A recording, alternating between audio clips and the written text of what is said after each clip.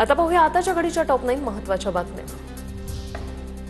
नीलम गोरे आणि अंबादास दानवेंच्या संपत्तीत वाढ, शिंदेंकडून गोरेंना तर ठाकरेंकडून दानवेंना विधान परिषदेची पुन्हा उमेदवारी।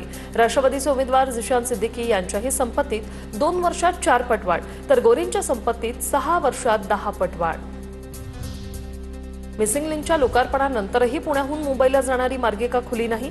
उद्घाटनाचा मंडप काढण्याचं काम झाल्यानंतर मार्गिका सुरू होणार। मनसेच्या अभिजित पानसेंकडून वाहतूक कोंडीचा व्हिडिओ शेअर। आज देशभरातल्या लाखो मोबाईलवर सायरन वाजण्याची शक्यता। आपत्कालीन परिस्थितीत अलर्ट देण्यासाठी सरकार ट्रायल करणार।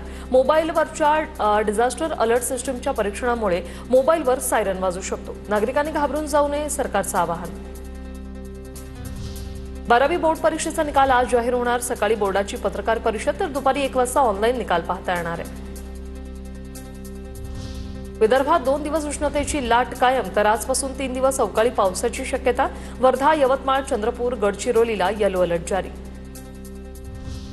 एसटीच्या ताब्यातील शौचालय प्रवाशांना 1 जूनपासून मोफत उपलब्ध होणार। बस स्थानकाच्या स्वच्छतेसाठी कंत्राटदार निश्चित। दर 4 तासाला बस स्थानकही स्वच्छ केलं जाणार। नंदुरबारच्या नवापूरमध्ये बर्ड फ्लूचा शिरकाव। 1,40,000 कोंबड्यांच्या कलिंगला सुरुवात, तर लाखो अंडीही नष्ट होणार। 27 पोल्ट्री फार्मवर याचं संकट ओढावलंय। कोट्यावधींच्या नुकसानीची शक्यता आहे।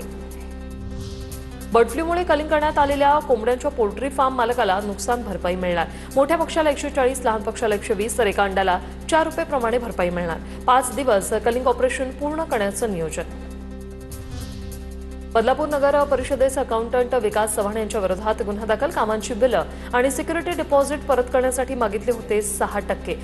तक्रारदाराच्या अर्जावर चौकशी नंतर आता गुन्हा दाखल।